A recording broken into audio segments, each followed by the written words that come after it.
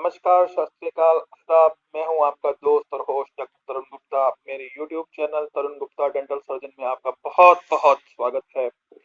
आज का हमारा टॉपिक है, मेरा रूट कनाल बीच में छूट गया और मेरे दांत में फिर से दर्द शुरू हो गया। अब मैं क्या करूं? तो चलिए शुरू करते हैं। देखिए, जब भी आप अपना रूट कनाल शुरू कराते हैं तो रूट कनाल की फर्स्ट सिटिंग के बाद आपको जो भी सिम्टम है, आपके जो भी लक्षण हैं, वो पूरी तरीके से खत्म हो जाते हैं।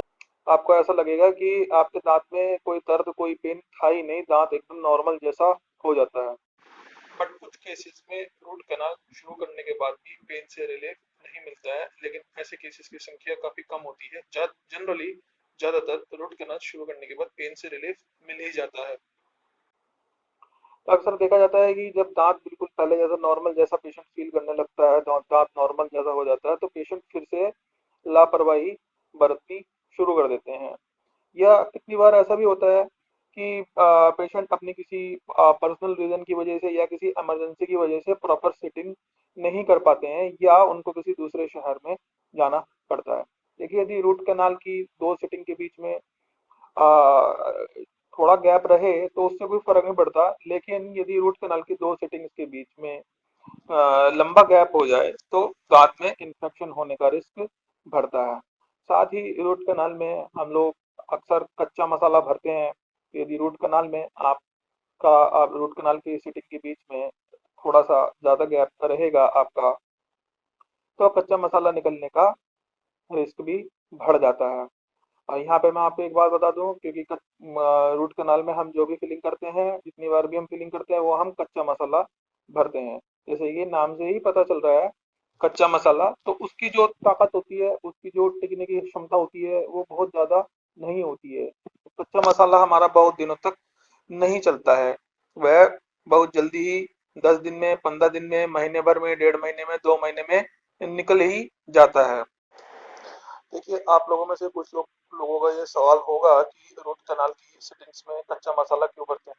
देखिए, रूट कनाल की सेटिंग्स में कच्चा मसाला भरने का रीजन ये है कि हर विजिट में हमें वो मसाला निकालना पड़ता है और उसके बाद हम अपना वर्क करने के बाद वापस से वो मसाला भर देते हैं। तो मसाला हमारा इजीली रिमूव हो जाता है, हमें उसे निकालने में तकलीफ नहीं होती है, इसलिए हम उसमें कच्चा मसाला भरते हैं। हाँ, जिस दिन आपका रूट कनाल कंप्लीट होता है उस दिन हम उसमें पक्का मसाला भरते हैं। लेकिन सिंगल सिटिंग रूट कनाल में हम सेम डे ही रूट कनाल कंप्लीट करके और उसी दिन हम पक्का मसाला भर देते हैं।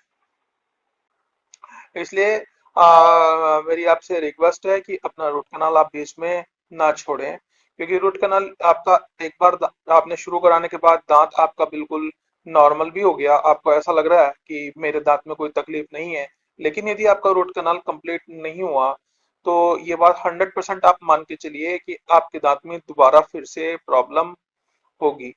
भले ही वो चाहे 6 महीने बाद हो, भले ही चाहे वो साल भर बाद हो, भले ही चाहे वो 1.5 साल बाद हो, लेकिन वो दोबारा फिर से प्रॉब्लम करेगा।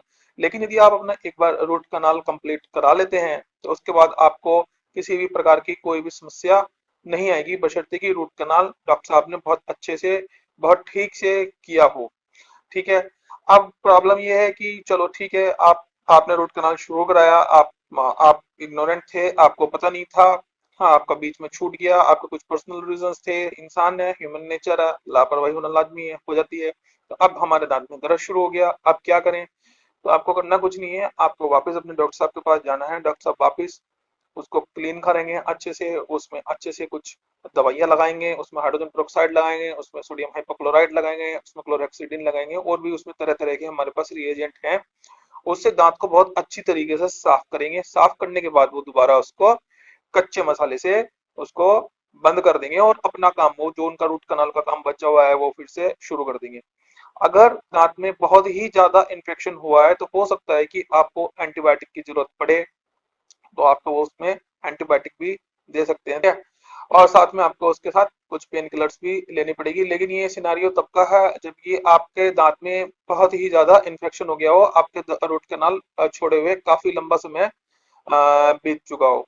इसके अलावा दोस्तों, यदि आप रूट कनाल बीच में छोड़ते हैं और क्योंकि दांत आपका नॉर्मल जैसा हो जाता है और आप उससे नॉर्मल तरीके से खाने पीने लगते हैं, तो आपका दांत का टूटने का रिस्क भी बढ़ जाता है, जिससे दांत को बचाने में तकलीफ आती है।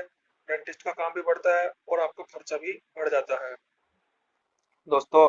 इसलिए अपना रूट कनाल आप कभी भी बीच में ना छोड़ें, और रूट कनाल के साथ उसके बाद उसमें एक कैप लगवाएं, और उसके बाद फिर आपको भविष्य में कोई दिक्कत नहीं आएगी।